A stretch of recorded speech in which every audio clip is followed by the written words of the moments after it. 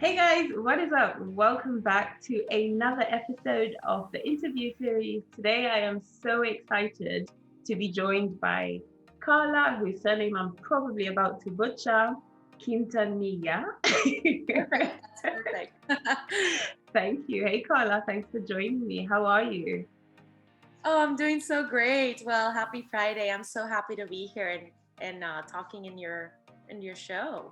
Yay! I'm excited to have you. So before we go into the chat, I'm just going to tell you a little bit about Carla. Carla is a first generation Mexican immigrant fulfilling her dreams in the United States. She moved to the States when she was 11 years old, and she's now been hustling to pave her path to success for the last 10 years. Carla will be publishing her book, whoop, whoop, Imagination Mindset, in August. This book shines a spotlight on the cast members that work at Disney and reveals their mindset to deliver world-class service while also enjoying their role. She writes about Disney's core values and philosophies as an applicable mindset that can be adapted by any professional. Like, y'all know I'm a Disney fan, so for me, this is a really exciting interview. So, Carla, do you want to just tell us a little bit about yourself as well? Yeah, of course. So, other than what you just mentioned, I am currently a student still. I am in my last semester at DeSales University, a small school in Pennsylvania, and I'm studying marketing. And yeah, I'm living in Pennsylvania right now with the hopes that as soon as I graduate, I will be able to move either down to Florida or somewhere where I can work in one of the branches of the Walt Disney Company. That is my career goal. I love that. That's totally awesome. And I will be stalking you. And also, I'm going to link it below. Hopefully, you give me permission. But her TikTok account is so much fun. Oh, thank you. What is your TikTok name again? It's Pink Business Lady. You can follow me on TikTok as at Pink Business Lady, and then on Instagram is the same username. So Have a yeah, little follow me fun with there. I'm very Carla. active.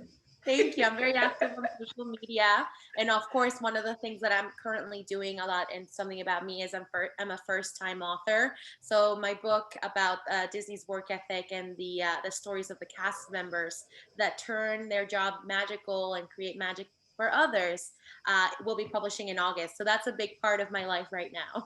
Whoop, whoop. I love it. I love it. Okay, I digress. So back to the questions. Okay, when it comes to hardworking immigrant mentality, what are your thoughts? Now, before you go into this, I just wanted to mention the reason why I brought this question up is because I know a lot of my viewers have that whole hustle mentality and also just come from third world countries and maybe are in Western countries. So I thought it would be quite a relevant question to ask for you, to ask you. Yeah, I mean, in terms of the first generation immigrant mentality, I think one of the things that I've noticed and a pattern that I've noticed, at least in the first generation immigrants in the US, it's the mentality of I'm here to succeed and I'm here to try hard no matter what it takes. So, as a first generation immigrant, you already have to try hard to learn the language, adapt to a new system, to, you know, respect the cultural norms of the place that you're living in, and also try to thrive in your individuality and and preserve your own culture in this very different environment. So it's already a mentality of success, of trying, like, of getting out of your comfort zone. And as we know, in order to grow, you have to get out of your comfort zone and experience something new. So I think that as a first generation immigrant, that is the mentality that you're used to. So it's easier for you to get out there and take risks, which I'm really grateful for. I think that I've grown up to think a bit differently or to get out of my comfort zone because I was used to that since I was little.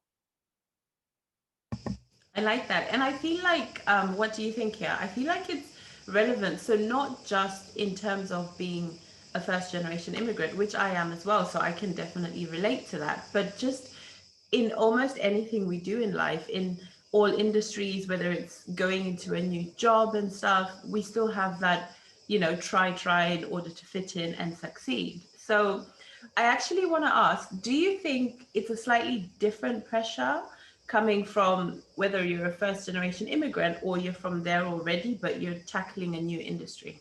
Does that make sense? Um, no, can you ask it again? Is it the same way? I want to make sure I got everything. So I have that tendency of going into a loophole in my head. So as an immigrant, right, we moved to a new country, and you mentioned all those things that we need to adapt to in order to try and succeed and fit in. But then also moving into a job or a Right. business or writing a book, a new industry, whatever it is, there's also that I need to try. Do you think that as an immigrant, first generation immigrant, for example, the pressure is higher because you need to fit in and also you need to fit into this new industry? So it's not just day to day stuff, but also fitting in within the industry. I mean, yeah, I think when you first move into the country, right? Like I'm thinking about my father. My father was a grown-up professional that had to move from one company in Mexico to a company in the US with a whole different system. So not only did he have to adapt culturally in his new place, he had to adapt professionally and also grow with that. So the pressure is higher when you are just getting into it. When it comes to being a first generation immigrant in the workplace, and you've already lived, like for example for me, where I've been here for 10 years now, I guess the biggest challenge is knowing that you look differently, that you come from a background that is differently than maybe those around you. And in the US we have a lot of people like that, so it's normal to see people in that come from different backgrounds, but also keep a respectful ultimatum for the work that you're about to do, and if that aligns with your values at home. So the pressure is there. I think when people are getting into a new professional environment, there is pressure already. Mm, But when you're coming from also just arrived from a different culture, it's a bit harder to learn them because there's a lot more barriers that you have to learn. So it's a little bit harder. But for example, for me, because I've gotten an education here, I'm more used to the professional world in the US, if mm. that makes sense. Yeah, and that's such a big one. So that's one of the things that I personally found challenging. So I moved from Zimbabwe to England. I was 15 years old, so I was Hmm. just about to be of age where you can start working, and the work culture alone is so different. So just being able to live my truth, but also accommodate what I know versus what I need to know. It was just a big old matrix. Yeah, Which yeah. then leads me to my next question in terms of support structures and coping mechanisms. What sort of things do you think you needed in order for you to keep going, to stay motivated, and also to even finish your project of writing your book? That's a good question. And when I was reading this, I really liked it. I think one of the things is knowing finding your tribe and finding the people that have similar values and aspirations. That was a big part of my growth, is finding the people that kept me motivated because they've gone through the path, right? and Mm, and they've learned, and I'm learning from them, those mentors that are in the same field, and also the people around your age that have similar aspirations to keep going, right? Tell me who you are, I'll tell you. Tell me who your friends are, and I'll tell you who you are, type of mm, way. um, but also your family who keeps you grounded. I Even though I'm going to be a published author, right? Like I still have to do the dishes. I'm no celebrity, and my parents see my rawest self at home, and they go through my stress and my bad days, whereas in front of the public, right, you have to be the most professional as you can. And having that support of your family in your most vulnerable times is really, really important, to have them support you in those times. um, and I think that's what's really helped me, is just having people around me, as well as myself and my own core like mindset, right? That's the one of the biggest things I write about is your work mindset, but your Mm. personal mindset when you wake up in the morning and you have all of these factors to achieve and your goals. What's keeping you away from them right now, and how can you move closer little by little? And all those people that you're around with are giving you some advice or are supporting you in some sort of way to keep you going, to be one of the backbones of your future goals. Wow, so perfectly said. I love it. I could Thank listen to you. you speak all day. Thank you. I have, so okay, so you mentioned a very valid point, which I'm mention a lot about your tribe, finding your circle of five. And I'm just curious, do you have any tips for the audience on how they can do that? What they can do to find their Yeah. tribe, both mentor and peers as well? Yeah, I mean, part of finding your tribe is finding out what your needs are and like desires are for the people you're with. It's a energy is like going back and forth. It's not just one way street, right? It's Mm. collaboration. And before you find people to collaborate with, you have to know what you want and what your goals are, find your niche.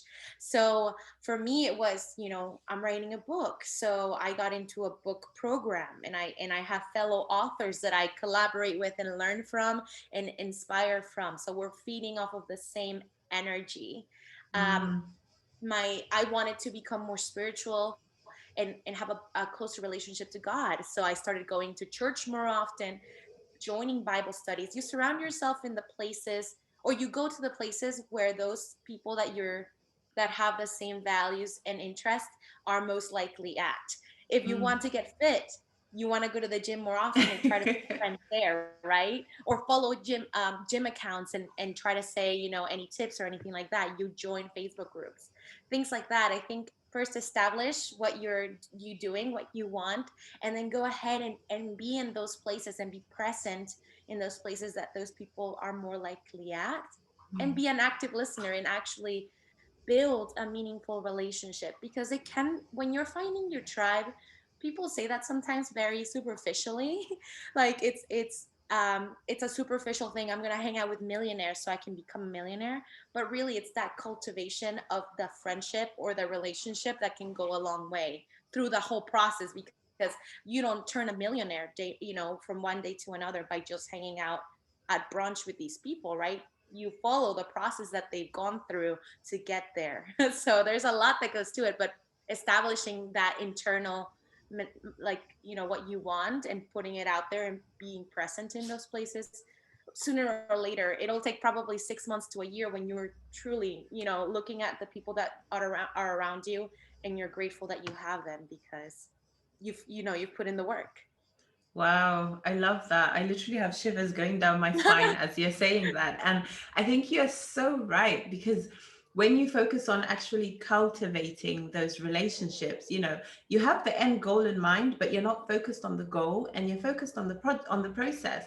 And I always say that just signifies to God that, look, God, I'm serious. I want to be a millionaire. I'm ready to start being like them. I want to be an author. I'm ready to learn what it takes to be an author. I'm ready to have meaningful relationships, get to know real authors. And then he's like, bam, okay, miracle after miracle. So I love the way you said that. I completely agree with you. Yeah, I've heard before, you have to match the same frequency as everybody around you, and Oh, and yeah. it's a process, right? Because you have limiting beliefs and you're like, I could never be like that, I don't know anything yet, like I'm starting from scratch. But once you start emotionally and mentally matching that frequency, that like where they're at, like literally the steps will get closer and closer as you start putting in the work, Mm, because you're in a new space with them, you're in a new space to create. I love that. Amazing. I love it. That's manifestation 101. Okay, so in terms of you mentioned energy matching with new people and stuff. When it comes to protecting your boundaries, like and your boundaries and your energy, how do you do that? That's I gotta be honest, that's one of the hardest things that I've had to do, because I'm very emotional. So I'm a very emotional person, and so Mm, taking things personal was a step that I had to overcome to be able to one create boundaries and not letting others who are going through their individual journey affect me, and take a toll on my own. So how I do it is a lot of internal work of analyzing, like, why is it that they're acting like that towards me. Is it something that I'm doing? How can I how can I get control of my behavior to react in a kind, compassionate way? mm, Because before my growth journey, it was very much, I had no boundaries with anybody.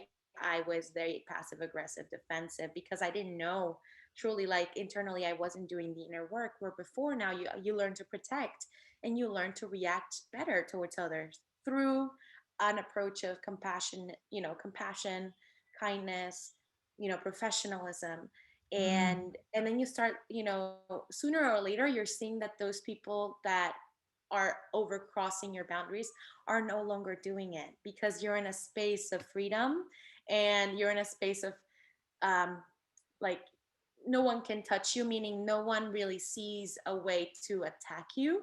mm, And also, they always say, when there's less people, there's seldom people in the road that's further away. So when you start doing your thing, and pursuing your projects, I found less people to wanna, like, do something, because they think that I'm too busy. So that's something I had to mm, change. I'm like, no, like, I want to hang out with you. Like, say something. If not, I'm usually the one to reach out. But that's what happens sometimes too. When you're super focused on yourself, you are less likely to even notice when somebody's, like, sending you bad energy or anything, and you become almost untouchable. But when you do come across those things, it's more of like, people are a reflection of themselves. And when there is something really, like, going wrong in a relationship that you're, you know combating, or having a conflict, then it's more of like of reflection internally, like, what am I doing? And if there's nothing wrong that you think you're doing, then it's most likely that their personal journey is going through something rough, and they're taking it out on you. So you just have to be respectful, and not let it affect you. I hope it makes sense. I kind of went on different, like, routes, but truly, like, that's the main thing. It's recognizing that we are all going through our own individual journey, and we manifest that, or we reflect that differently with others, because mm. we have to cohabitate in this world, and in this area. So things are bound Yeah, to happen. I hear that. Definitely. It did make sense. So what I got from what you said there was become obsessed with yourself, communicate well to people, i.e. obsessed with yourself in terms of what do you need, look at your mindset, your beliefs, and just protect yourself, and then communicate with the people around you in terms of what you need and what you're available for, and just really communication and getting to know yourself are the two main points I got from what you said there. Yes, and one thing I'll add to that is, you never I've learned from somebody that I really admire, and I'll mention her name. She's a co-author of my cohort. Her name is Peyton, and she's not only a Disney fan, and she's writing an amazing book too, but she's an amazing, like, just friend to anybody, because she's the person who's going to touch back bases with you after a month of not talking or being busy, saying, how are you doing? Sometimes you just need that text. Sometimes you just Mm, need somebody to say, how's it going? Or, I saw you did this, I'm happy for you. Sending that positivity towards you. One, it boosts your energy, it boosts your confidence, but you also have this perspective of this person that's like, wow, like, she remembers, she cares. And mm, so I learned from her, and I've started doing it with myself. The people that I really care about, if we haven't connected in a while, I'm not afraid. I don't. My first instinct is, they're mad at me. They probably don't like me. They're probably jealous. They're probably insecure because I'm doing better. No, no, no. You take that away. That's your ego speaking. mm. I wonder what's going on. Let me check in and see how they're doing. And Mm. most of the time the response is, "Oh my gosh, so happy to hear from you. Like yeah, let's hang out sometime. I'm doing well. I've been working on that." Or, "Sorry I haven't reached out. I've just been super busy. I'm going through this and that." And you start a positive conversation. Whereas if Oof. your ego is speaking and your negativity, you isolate yourself because you're like too self-obsessed. You know what I'm saying? So there's both Oof. ways to think about self obsession or self-love. Is sometimes the ego takes over and you have to be very careful. Oh, I love that. It really sounds like you've done the mindset work, which is bringing me to the next juicy question. Tell me all about the book, the motivation behind the book, what the book is about. Just give it all to me. Yeah, of course. So like I said before, my book is titled Imagination Mindset, subtitled Turning Transforming Your Job from Ordinary to Magical through Your Mindset, right? So the motivation behind that is I had done a program, the Disney College program at Walt Disney World, and I got to experience the magic behind the scenes and provide the magic to others for this internship for 8 months. And when I came back, we actually, the park closed. I was so fascinated by everything I learned and everything I got to experience as a worker there.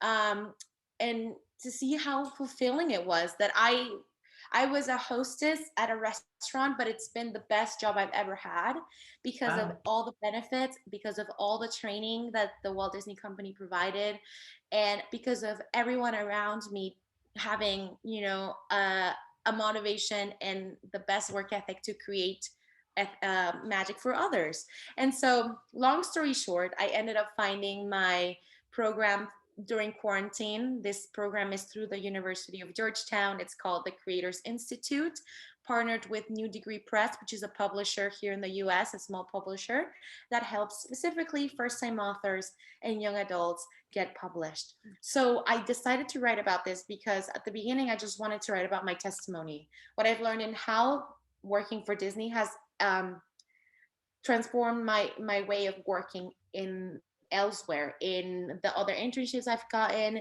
in my jobs.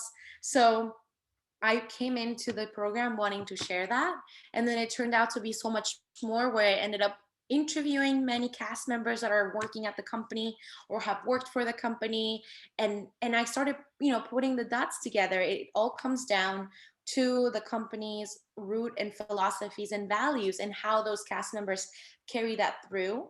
And because it's, common within the company, it's also so transferable and universal that anyone can apply to just Mm. kind of see the world, the work experience and the work environment a little bit differently. So one of the things that I really talk about in the book is the idea of safety, courtesy, show, and efficiency. It's one of the core values at Disney. Creating magic, even though your job is ordinary and it's just about how you deliver. The way that Disney employees are constantly learning, so that area of like continuing to learn, and the way that Disney's like Disney's story goes, right? So you're Mm. sharing that, you're immersing the guests through it. So all of that is taking a twist to how can this be applicable in your business? How can this be applicable in your career? And ultimately, how can you create your magic? Or what I say is, how can you unlock the key to your own magic? Oof. So long story short, that's kind of what the book talks about. And once you read the book, it goes further into more details about the operational dynamic, the magical operational dynamic in in Walt Disney World. I love that. And just unlock your magic to me is like be your truth, you know? Yeah, yeah. I love it. Unlock your truth. Approach things differently because it's one of you've been conditioned to maybe do something in your job over and over and over and over. And my hope is that once you read the book, you're going to get a refreshed professional perspective and be able to adapt that in your job and see how it changes, how business results change, how your Mm. own work fulfillment changes. Are you happier because now you're like, you have more of a purpose? That's my hope for anyone that's reading the book. Oh, totally cool. Totally, totally cool. When did you decide in your lifetime, when do you decide, I want to be an author? I think it was really when the opportunity came and I was ready to kind of go at it, because they say like you'll never be ready. You can continue to dream and dream, but for me, becoming an author was a journey of creation, not even the aspiration to become an author. Becoming an author became reality because of the creation that I was doing and the learning process. I when I was little, I never thought I would be an author. It was one of those things that the opportunity came, and I took the challenge and I kept at it, and till this day, as we are publishing in 2 months, we are continuing to see different things that go into writing a book, into publishing, into being an author, and all of those things. But the opportunity came and I was ready to take on the challenge, really. That was my epiphany, or that was my experience of becoming an author. Just be open And to invitations that make you feel good. yeah. And sometimes they say like sometimes that you don't have to chase a dream, the dream chases you. I think for me that was something that was kind of in the cards for me, and I'm really grateful for it, because obviously now I'm like, I can do it again. Like I can write a book once again and be super excited about it, because it's something that I really enjoy doing, and I'm really happy and proud about it. Nice. That brings me joy. I like that. When is the book out? What is the official date? Do we have a date? And where can it be purchased? Sure. So the exact date is not set yet. So it's going to be the end of August, and it's going to be the first place that it's going to be at. It's going to be on Amazon, so you'll be able to purchase it on Amazon. And then for US only, we have a bookstores called Barnes and Noble. That's something that you can get contracted with. That's my future hope, that I'll be able to have some of my books at Barnes and Noble, and we'll try hard for me to distribute any books in the community bookshops as well. So that's once the book publishes, I'll be knocking on doors with my book to see if anybody would like to purchase it and have it on the bookstores. Yay, that's so Yeah, that's the first exciting. step. That's the first step to being an indie author. And once you publish, you kind of have to, continue to get the word out there that your book is something valuable. Yeah, which I think it is, and this will definitely help. I'm sure by the time this video comes out, we'll have the release date, so it will be on the show notes, and any links in terms of where it can be purchased will also be at the bottom. So, pick a number between 1 and 27. This is my favorite question always. Second favorite question. Yes, I'm super excited about this. My number will be 6. 6. Okay. Um, Dresses or skirts, and why? Ah, ooh, that's a toughie. But for me, it's dresses, 100%. Why? I like the femininity, the way I feel. I feel really feminine and girly when I wear dresses. Um, I like the comfortability of just having one item of clothing and just throwing it on. Um, when I think of, dresses, I think of like Disney's dresses and princess dresses. Like I said, just being feminine and girly and flowy and kind of like comfortable. So I definitely would, if I could just get rid of one item of clothing and choose over one, I would choose dresses over skirts. I like 100%. that. I like Yeah. that. I was gonna vote skirts, but when you were like, just have a one thing to put on, I was like, she's so smart. You can get dresses that look like skirts and a top. Exactly. Exactly. Okay, and the last question is, I'm all about living life through celebration, and I celebrate everything. Like this interview that we had, I celebrated before, but I'm gonna celebrate afterwards as well. And so often enough, people are like, yeah, but how else can I celebrate? I'm running out of things to celebrate with. I don't have money to celebrate. So, question to you, how do you celebrate? Can you share some ways that you celebrate, whether they cost money or not? It's up to you. Yeah, you definitely don't need money to celebrate. It's one of those, for me, celebrating is kind of looking at the big picture of what I've accomplished. Sometimes it's reading back at my journal and seeing my growth and being grateful for how far I've come. Taking a pause has really, really worked for me because I'm on a constant work schedule and constantly like working or seeking new ideas and creating. Taking a pause and like taking a day off of not doing anything, that is kind of my way of celebrating, knowing that I can do that, that I deserve that. If I have money, a way of celebrating is going on a vacation and going shopping, obviously. But the most fulfilling thing too is just being able to just take a day off and being grateful to just celebrate your wins. I love that whole gratitude one. Oh, I love it. I love it. You have been such a treat. Honestly, thank you so much for hopping on here. And hopefully, when the book is out, we might have you back for a second one, see how Of things are course, going. of course, I would be so happy. And see how you're doing. I would be so happy to have you back. So before we end it, do you just want to tell everybody? I know you mentioned in the beginning, but just where can we find you? Where's the best place to connect with you? Of course. So I'm on LinkedIn. You can just search my name, Carla Quintanilla. And if you want to connect with me professional, if you would like to talk about, becoming an author yourself, I would be more than happy to connect you or share my journey with you. I'm on Instagram for any Disney content. If you want to experience some magic through your screen, at Pink Business Lady. Same thing with TikTok at Pink Business Lady. And if you want to become a true friend, you can friend me on Facebook at Carla King. I made it. I'm a true friend.